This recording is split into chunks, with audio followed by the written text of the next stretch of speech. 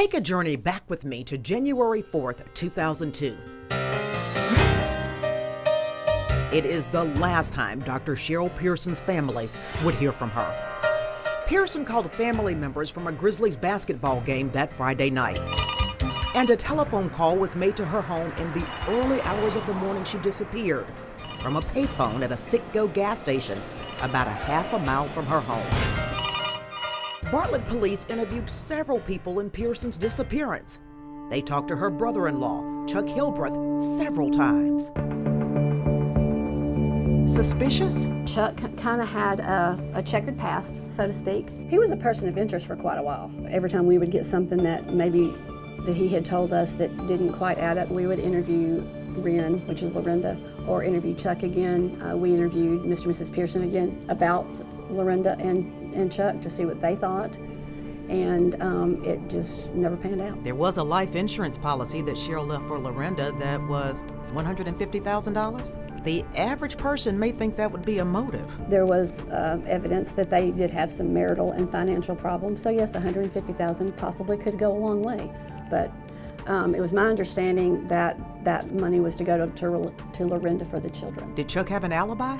Chuck did provide an alibi. If he said he was at a store and we pulled the video, he may have been there.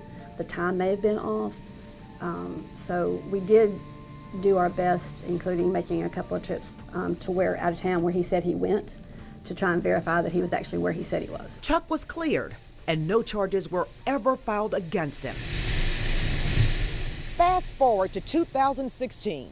14 years later, and you would think that the dust has settled.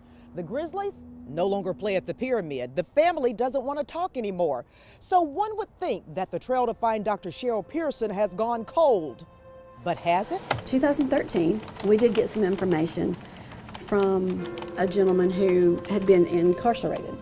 And he talked to another person who was incarcerated with him who had some information and provided a letter that got sent to us and sent, I believe, to the district attorney's office, and about what they saw happen. That new information was about some women in Georgia who supposedly knew something about Dr. Pearson's disappearance. But that lead led to another dead end. No reason to believe that she wanted to go and start a new life? Oh no, ma'am. From all accounts from her friends that we talked to, Cherryl was very happy. She enjoyed her job. She loved spending time with her sister's children. The 14-year-old missing case person of Dr. Cherryl Pearson has some Memphians asking the question, is this a real-life case of how to get away with murder? I guess you could say maybe.